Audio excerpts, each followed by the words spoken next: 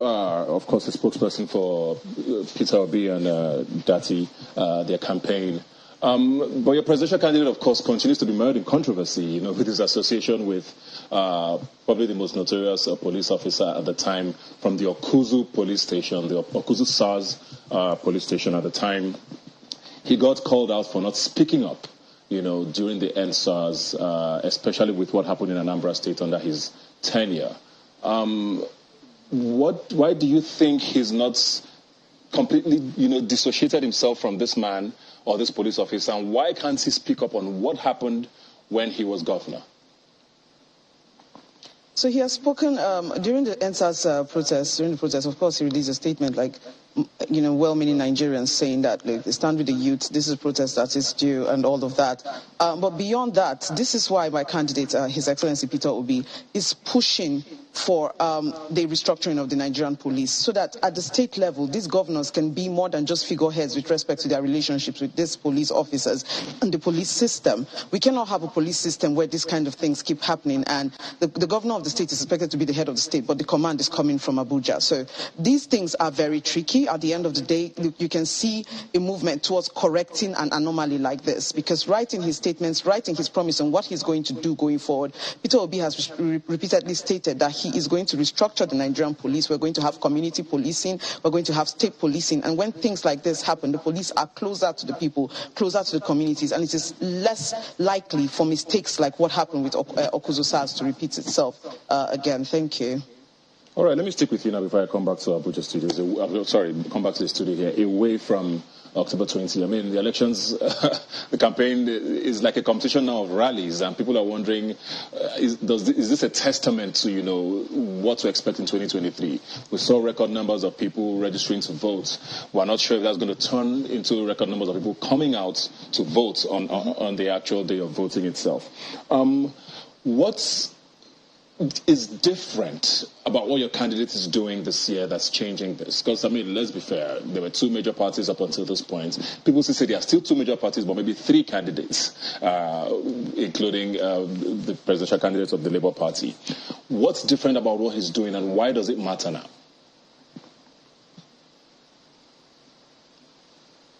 Number one is making the elections about the critical issues that matter. And number two, injecting empathy into the campaign, into the political system.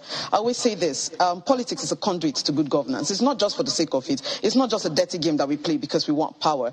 The ideal thing is that politics is the route we take towards good governance, the route we take towards delivery of services to the people. And that is what he has introduced into the campaign system, or into the campaign period in Nigeria. Prior to this, we'll have been having conversations of one candidate is jogging, the other candidate is eating corn, and all of that. But right from when he hits the ground running, Peter Obi made sure that what he came here to do was to discuss the issues. There's so many issues plaguing Nigeria. And he had, I dare say, he has been the one responsible for drawing these elections right to the issues. And that is what has made this election different. Now, another thing I insist on is if you're going into an election season, right, if you do not have the emotional investment of the people, it's a waste of time. And that is what we are seeing that is different in this election. We're saying, oh, people have gone to register so much to vote. People have gone to do this. Are they going to come out?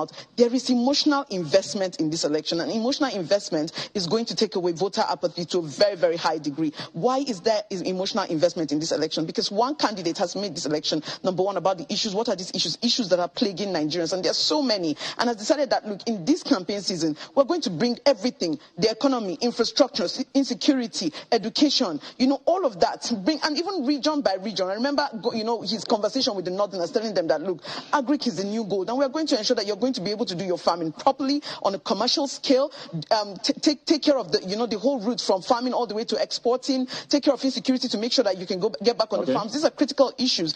If Peter Obi was not actively involved in these campaigns, the one time we would have probably heard from the presidential candidates would have been at the debates. If at all they would have showed up, perhaps they would have sent their deputies. But this has put people on their toes. This has made people want to bring out their own energy, their own funds and everything. If you can hear me. Sorry to jump in there. I just wanted to ask you very quickly, because I hear you, and the argument against all of this is, yes, please. He's not different from the average politician. He's been a governor for 8 years in this same system. He has also come with this narrative, especially with his supporters, of being the messiah, and people are wary of that messiah complex. We've seen that play out in this country and how it turned out eventually. Why are these two things still his selling points when he doesn't seem to be sitting well with some people? I do not think that Peter Obi has come as a messiah. I think he has come as one of us.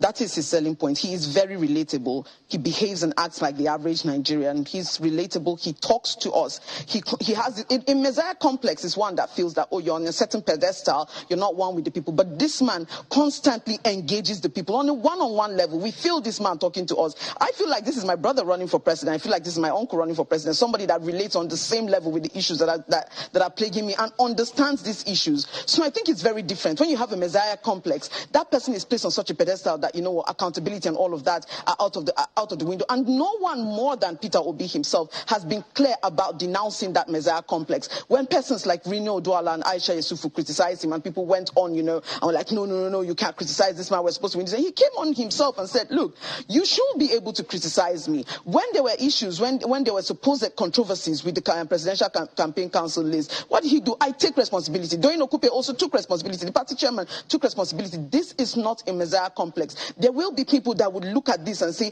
I have never seen a presidential candidate behave like this before. Okay. I haven't seen politics on this level before, and it gives me so much hope. And hope is not a bad thing, Ebuka, especially when that hope is backed by actions, that hope is backed by different behavior, accountability, and somebody actually relating to you on a level that you've never seen before, and injecting, like I've said, injecting empathy into an election system that has been lacking that for a very long time. All right, I'll come back to you, Ndi. Let me speak now with Moyo. Moyo,